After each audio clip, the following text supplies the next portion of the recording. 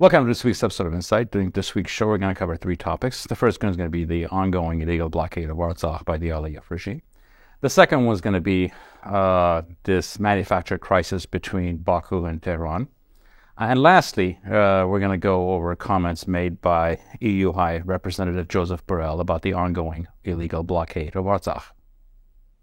Let's start with the most important issue of the day, which is the ongoing illegal blockade of Artsakh. During this week, a few times, the regime in Baku actually cut off gas, which is something they do continually, and then they restarted after a couple of days, which is actually worsening all kinds of situations, including schools being forced to close, given that we're in the peak winter situation.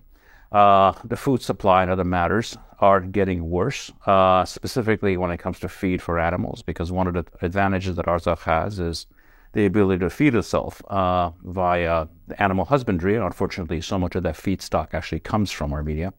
So very soon we're going to have serious shortages there.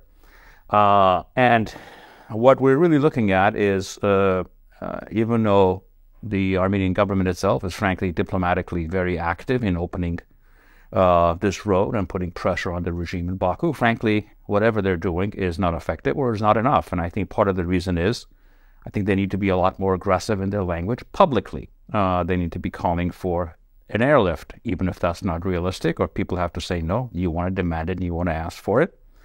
And things like sanctions that are being discussed off the table should be on the table and be discussed openly, because without a negative incentive, there's absolutely no reason for the regime in Baku to ever open this road.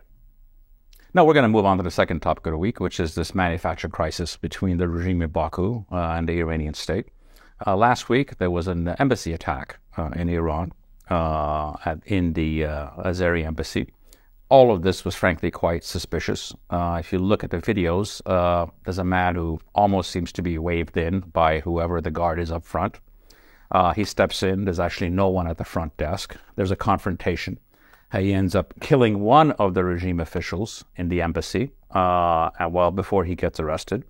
After his arrest, this man claims that he was there to look for his wife, who has fled to Azerbaijan. He himself is an Iranian Azeri, and his wife appears to be an Azeri citizen.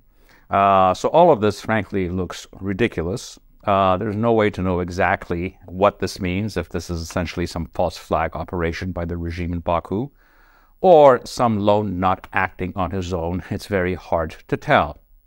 All of this was happening in the context of multiple other events that are involving both Iran and Aliyev's country. Aliyev used this attack as an excuse to close his embassy in Iran the same week that he's opening up a new embassy in Tel Aviv. While in the same period, there were extensive drone strikes against military-industrial complex sites in Iran, purportedly or supposedly done by the agents of the Israeli state. Now, these attacks for the most part failed, and it was very clear that they were actually launched locally because they were small drones and they were obviously didn't cross long distances or come from some bases from Azerbaijan, which has been the rumor. And they did very little damage. Most of them were shot down, and I think one of them hit target and did minimal damage.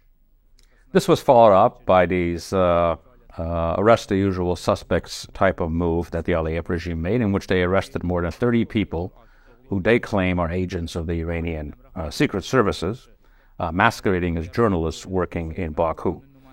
This is a lot of political theater, frankly, because there's no way for any kind of an independent newspaper to actually operate in Azerbaijan. So how were these people working as agents into newspapers? And if they actually were Iranian agents, why weren't they arrested earlier, given the fact that you control all of media? And why were you allowing them to publish? In fact, as we know for a fact that there's no such thing as free media in Azerbaijan, and everything is actually controlled and dictated by the state.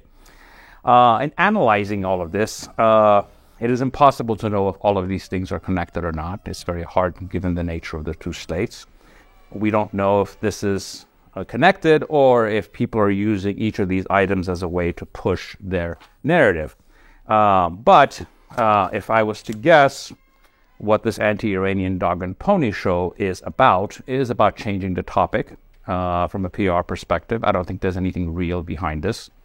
It's obvious that the regime in Baku has been getting the worst end of press coverage because of its siege that it's put on Artsakh and the crisis that it has created, the artificial humanitarian crisis. So the best way to change the topic is what? Is to make yourself valuable to the West and other countries by saying that you're the agent, you're the bulwark of the fight against the Iranian government.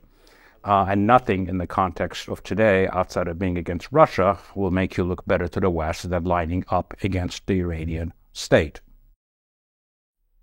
Now let's move on to the last topic of the week, which is very interesting, curious comments made by Joseph Borrell, the High Representative in Foreign Policy for the European Union. One thing that he said was that as a response to the illegal siege of Artsakh by the Aliyev regime, that sanctions against the regime in Baku are not on the table. Now, this obviously doesn't mean that as situations change, that won't be is not a possibility, but he is clearly saying that blockading or trying to starve 120,000 people in the European continent is right now not worthy of any kind of a sanctions response. We need to, I think, really think clearly about this and understand what he's really saying here. In reality, what he's saying is that ethnic cleansing is on the table as far as the EU leadership is concerned. No matter what they tell us, it's an acceptable option for the leadership in the EU, and the EU has different factions. I'm not talking about the parliament. I think this is what we're talking about here is executives, which are Borrell, van der Leyen, and others. And what they're really saying is that ethnic cleansing is acceptable as long as it does not come with the imagery that they fear from the regime in Baku, which is mass graves of mass killings. Interestingly, this is not a standard which they will hold for any other group of people in Europe. They certainly don't hold it for the Ukrainians.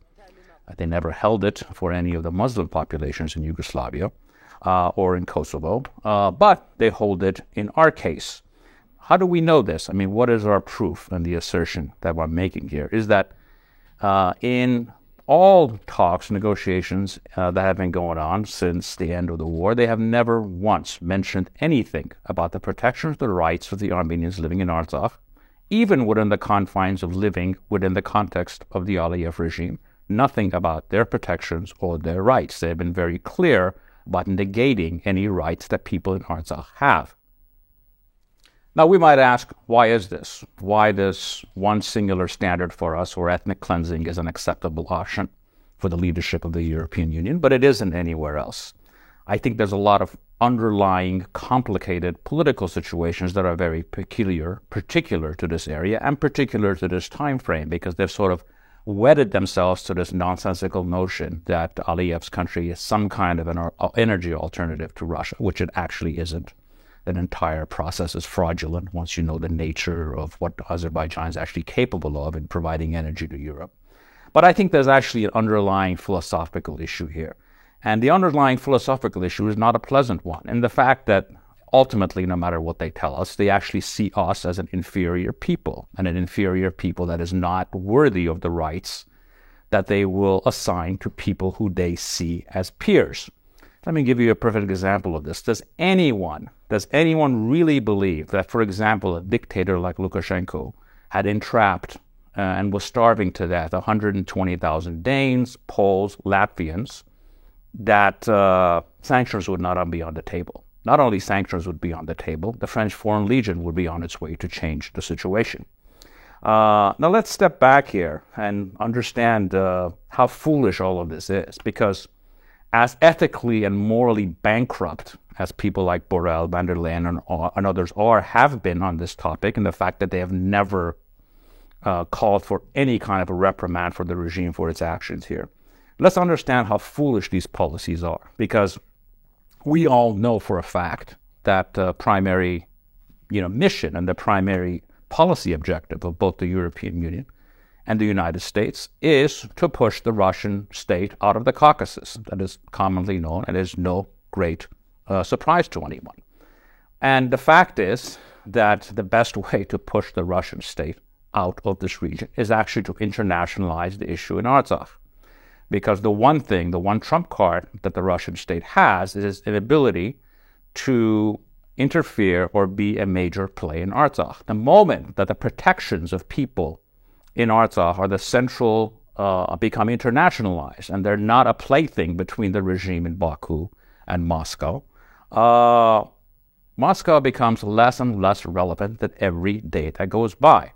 The EU has spent 2.5 years telling us not to speak of the rights of the people in Artsakh when they're actually the central reason for this dispute. The way to push the Russians out of this region is to internationalize this issue, have direct EU and US leadership on protecting the rights of those people, and over time, you will achieve the goals that you want.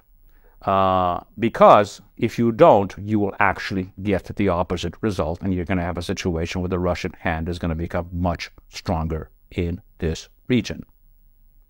From our perspective, in truth, when you're looking at a longer time frame, 15, 20 years, it doesn't really matter what EU policies are here in Armenia or Artsakh.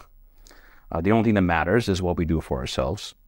The response that we give to their contempt for us must be the central organizing principle of the new Armenian nation. They only respect power, cruelty, indifference, cynicism. Okay, we get it. We got your message loud and clear. In conclusion, what is our task? It's to work night and day to deliver on what they're demanding of us as a nation. Thanking you for joining me in this week's episode of Insights. How, Daye? We won again! This is good. But what is best in life? The open steppe, fleet horse, falcons at your breast, and the wind in your hair. Wrong! Conan, what is best in life? To crush your enemies, see them driven before you, and to hear the lamentation of their women. That is good. That is good.